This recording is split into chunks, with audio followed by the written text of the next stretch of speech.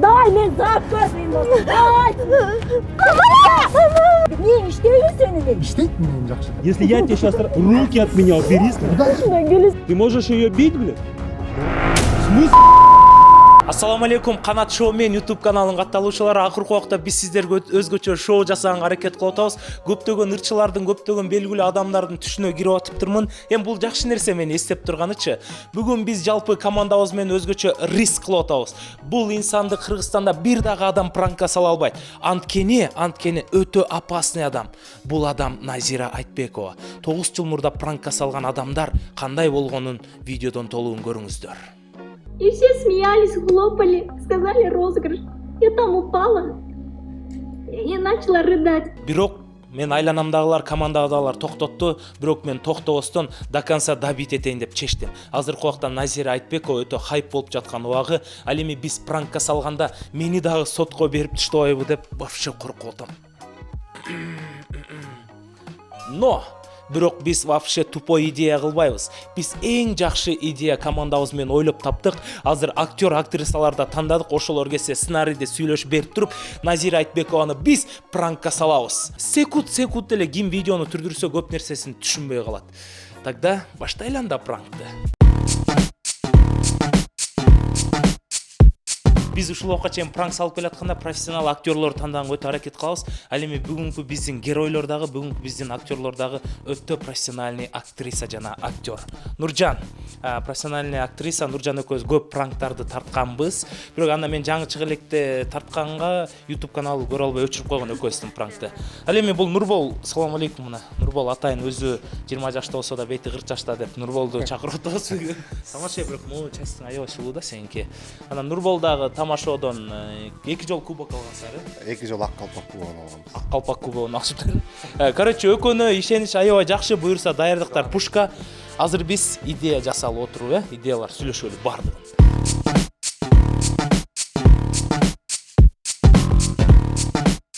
Азыр биз Назира Айтбекованын өзүнүн свой номерин алдык. Азыр удачный болуп чалганда алып калса экен, кеттик давай, бас жашылды. Чё волнуешься? Громко кой.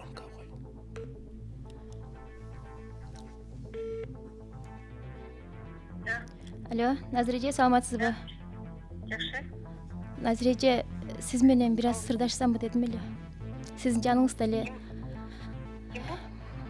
Сиздин акыркы чыгарган постторуңузду окуп, анан сизге ушул сырларымды айтып, бөлүшсөмбү дегем. Сиздин кошунаңыз эле болом. Балким менин башымдан өткөн окуяны чагылдырып YouTube каналыңызга чыгараттырсыз. Мама, мындай немелер көп кайрылат да. Назиреже, мен сиздин жаныңызда эле жашайм да. Сиздин убактыңыз болгондо мен барып эле сырымды айта турган эч ким жок болуп калды. Остор белектерди тартуулайт. Сонун, пайдалуу, функционалдуу, жылуу, жайлуу. Каалаган Осторго кел. Infinix смартфонун сатып алда өз белегиңди алып кет. Белектерди алуу жагымдуу, ал эми белек берүү андан да жагымдуу. Жаңы жылды бирге тособуз. Барыңыздарды Остордо күтөбүз.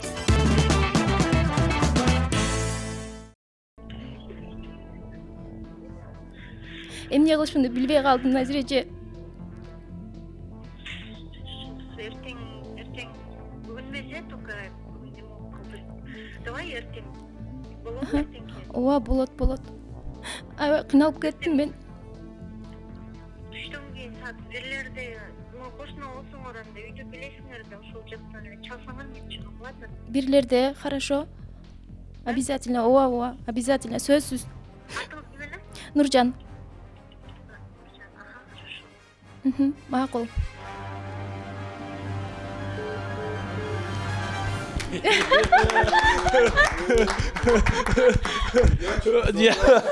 Оскар бериш керек го, Оскар.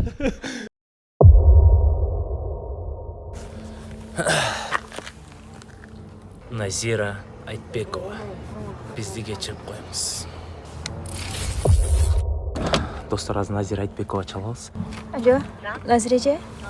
Саламатсыз, кандайсыз? Бул мен Нуржан. Кече жолугабыз деп этип эле ошого чалып аткам сизге.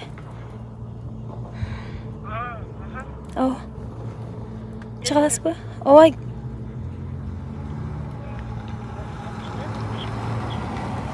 Не дейсиз? Азыр сырткы чыксаңыз Тобордо эле болом. Жестко коркутам.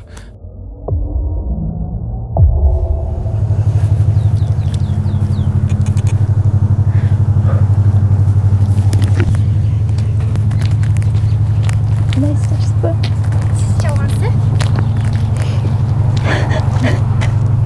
Не oldu? Не oldu? Не могу я так больше не oldu? Блин, пожалуйста, давайте. Эмнеге биз бул идеяны кылдык? Анткени бул социальный идея. Назира Айтбекова чындап аялдардын укугун коргойбу? Аны бирге чогуу көрөбүз. Не oldu? Сырында атын айтайын десем, атын айта албайм. Подругаларым жок. Не oldu? Чё? Айтсам? Пожалуйста, айтчи мне, что там случилось? Кыйраты тили, иштеген иши жок. Анан кыздарга уруп, анан экинчи аялагам дейт.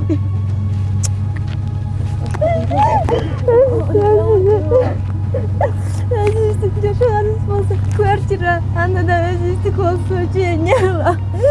Кайсарына алган? Же баладык. Балаңыз жокпу?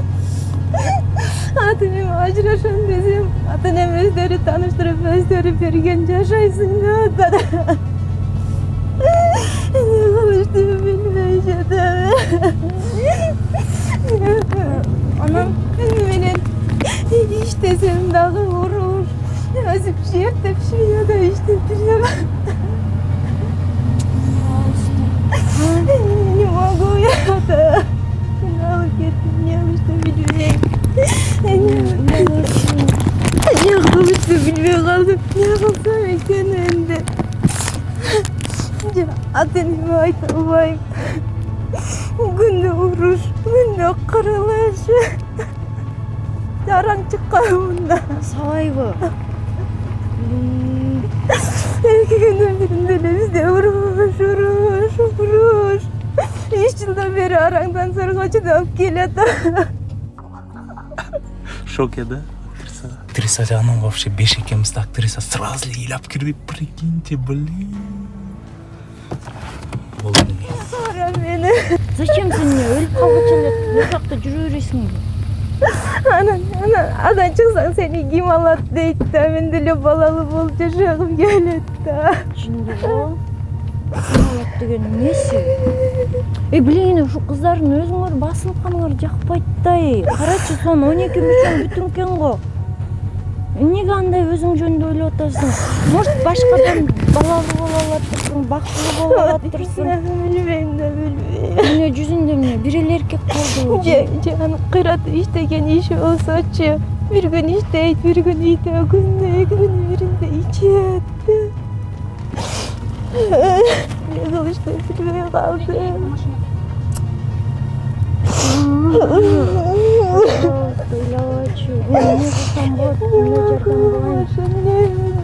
Akıl aydı şöyle ama akıl gerek. Yarı sana şimdi kim aydı şimdi ben bilmeyeyim.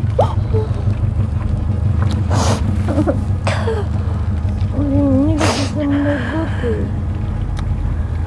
Ne özgürdü bağlamışsınlar. Ne diyor? Hiç kimi bilemezdim. Hiç kimine süleştirmeyi de koydum. Bir tuğandarım benim de жақсы gelişip süleşe almayım hazır. Bunu ата-энем tapkanlıktan ele men dağı makul dep turmuşa çıkıp ketkenimde je balam. Жақпай шундай қыран болып. Жиндидей болып, как так можно? Ата-энем жаша, элим не дейт, элим не дейт дейді.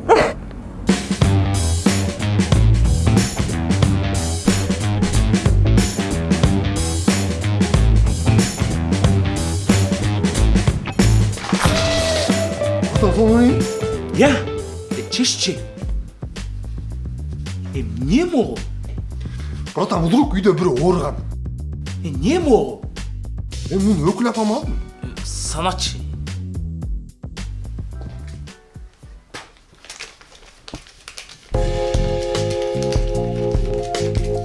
Отырсаң? Иә. Отырсаң?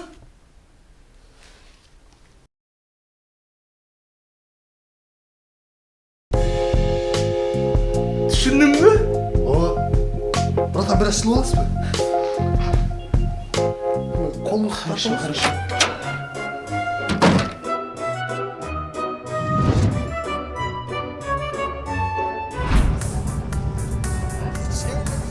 Ау.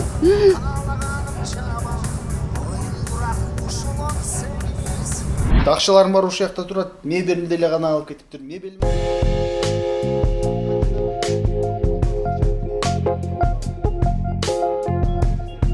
Альянс мебель пайызсыз рассрочкаға сапаттуу мебелдерди берет.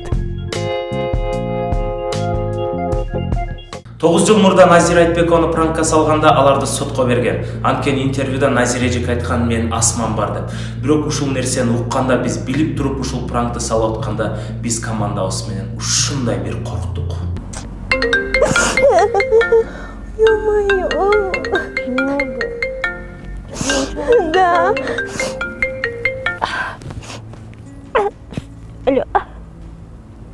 Алло. Жоқ, сыртта сөйлешіп тұрам. Назира эже, мен тұрам азыр. Азыр кирем. Мына парковка жакта эле турам. Барам азыр мен.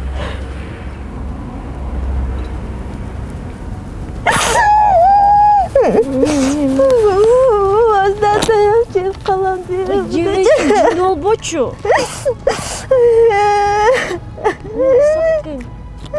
Gece arangdan zırga çıkam da budan çıkam. Милиция кайдалыкпы? Хочешь, адвокатка кайдалабыз? Мен аларга теле бере турган акчам беле жок. Пожалуйста, ушундай атайын борборлор бар да, давай мен ошоктор менен сүйлөшүп берейин, психологдор менен сүйлөшүп берейин. Болобу ошентсек?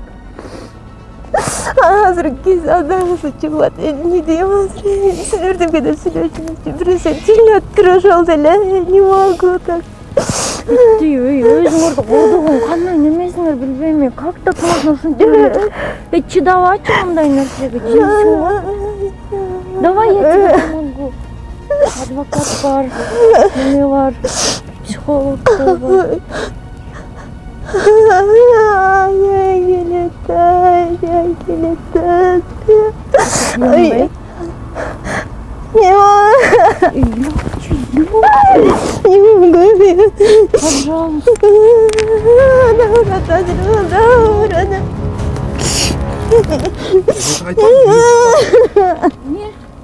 Не кыйын болосуң, барчы турчу мында.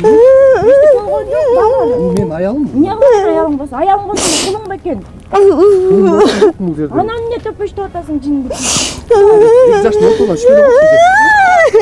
Туранганбыз кичине көбүрөөк ыйлап, чтобы Назира Айтбекова ишенгидей кылып аткарып койдук. Бирок ушул жерден Назира Айтбекова чындап биздин актриса кызды коргоп кирди. Ушул жерден чындап биз дагы корктук. Мындан аркысы кандай скандал болот билбейбиз, аны дальше көрөбүз. Эже, бул менин аялым дейм. Эмне кылайын аялың болсо? Мен калың малын төлөп алгам. Анан төпөштөш керекпи? Ким айтты төпөштү? Ненормально. Сен карап тур.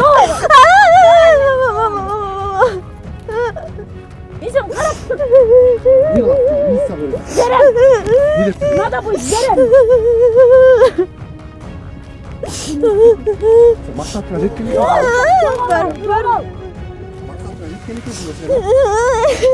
Надоели ушундай мырктар. Каяктан чыгасың мындай мырктар? Келесолор. Мырктың жоголар, жогол. Давай мен зап көрсөйүн болсом. Давай.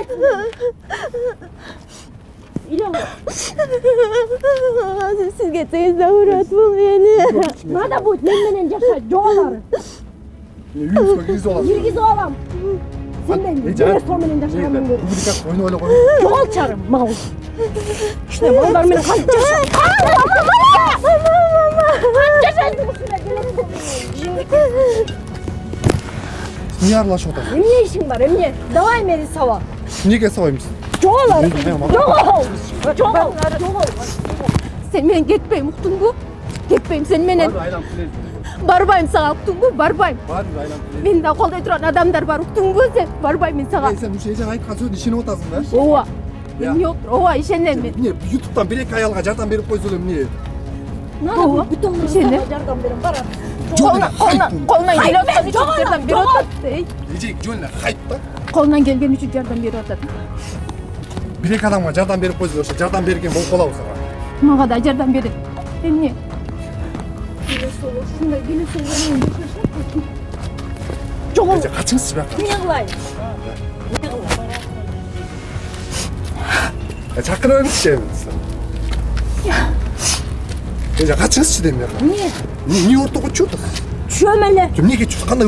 Назира эже биринчи жолу көргөн адамын ушунча коргоду. Назира эже, сизге ушул жерден чоң рахмат.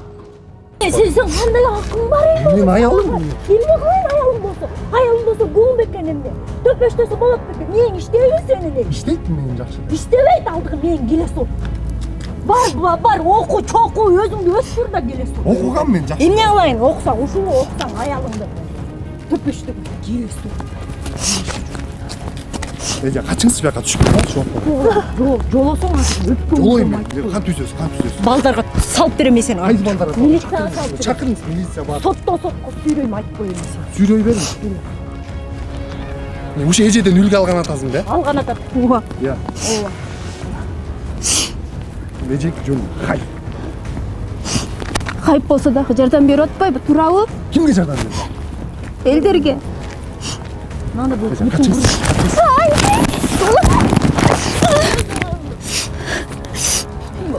Ал жинди сизге да келет. Эже нефти кашайт балсыз жазып. Качыңыз. Аймактан ким эле балекет болсун. Жоло. Азыр карап тур. Милицияга чабам. Чалыңыз. Ошол жерден чалыңыз азыр. Чабам анан. Чалыңыз. Сен эмне гана кылар деп карап. Эмне кыласыз айт. Келесо сендей малдарды, Эже кандай мал? сендей малдарды көрсөтөм мен сага. Сиздер көргөндөй өтө ызы болуп кетти. Айланадан адамдар келип, балким бул пранк экенин билбей, биздин актёрду сабап кетишпесе экен деп корктук. Бирок биздин Орус байкебиз герой болуп келди. Кто-то вызовет мусоров? Тебе проблемы эти нужны? Да, нужно. Жену бьет. Мал менен. Жүрөйм. Я уже менен кантип жашайсың, ушунда келесиң менен кантип жашайсың, как так можно? Как так можно себя не любить? Чындасынан чыдады Руки убери от меня, руки от меня убери. Если я тебе сейчас руки от меня убери, убери руки от меня, я сказал. Руки убери от меня. Руки убери от меня.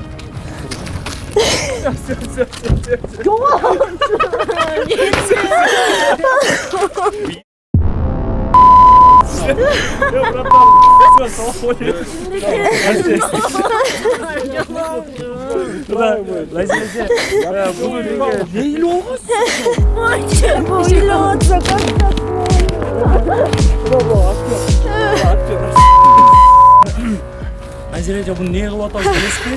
Потому что акыркы убакта хайп болуп кеттиңиз сүрөттөрүңүз. Ала жана ар дайым аялдардын укугун коргойм деп айтыпсыз туурабы? Биз чын эле аялдардын укугун коргойбу же коргойбу деп кылдык да ушул идеянычы. Негизи биз деле ушундай ызычуу идеялардан алыспыз, жакшы ойлонго. Бирок ойлонуп көрүп сизге ушуну бизди сотко бербейсизби? Аябай ыйлап. Я Назира эже.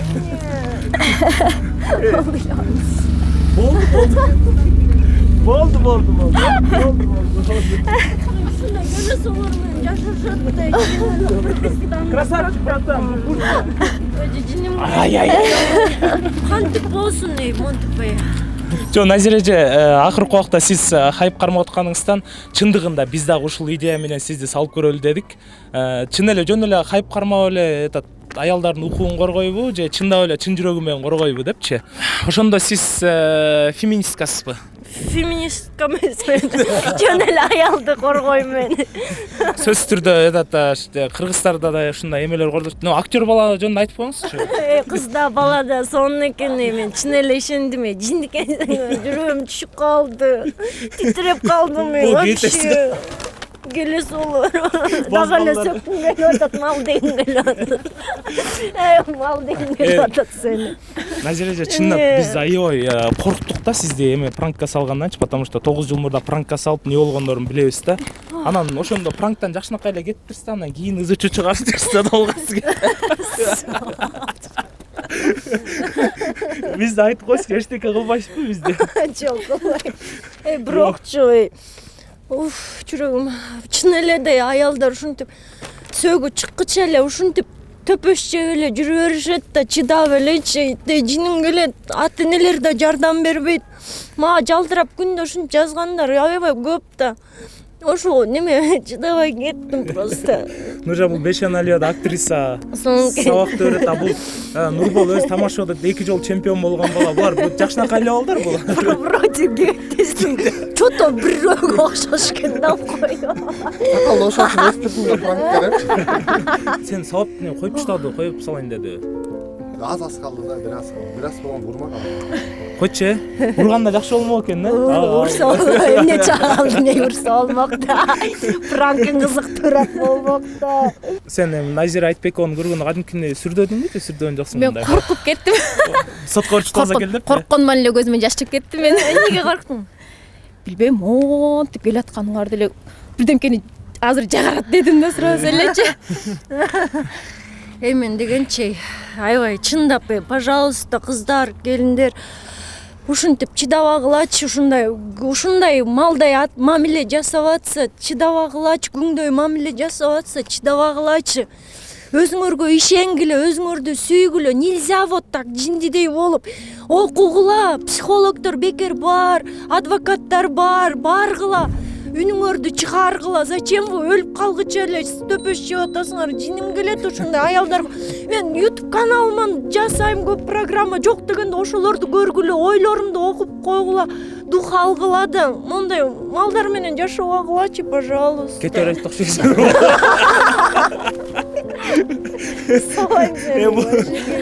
Урматтуу көрүүчүлөр, бул пранкты тартканыбыздын себеби эми социальный кылып анан Назира Айтбекова чын эле хайппы же чын жүрөктөн жардам береби дегенбиз. Бирок бүгүн биз Назира же өзү да ыйлаганын көрүп, аябай катуу жардам бергенин көрүп, биз командабыз менен ыраазы болдук. Кол чаап койсоңуздар болот, Сен Нуржан айта кетсең, Назира же сен менен кошо ыйлаганда кандай болду сенде сезимдер мындай? Кандай айымды байкай алдың? Мен чында ишендим да. Азыр мени үйүнө алып кетип, мен ушул жерде жашап каларыма ишендим мен. Нурболчу, бул сүрөтүн элестетип эле келет окшойт.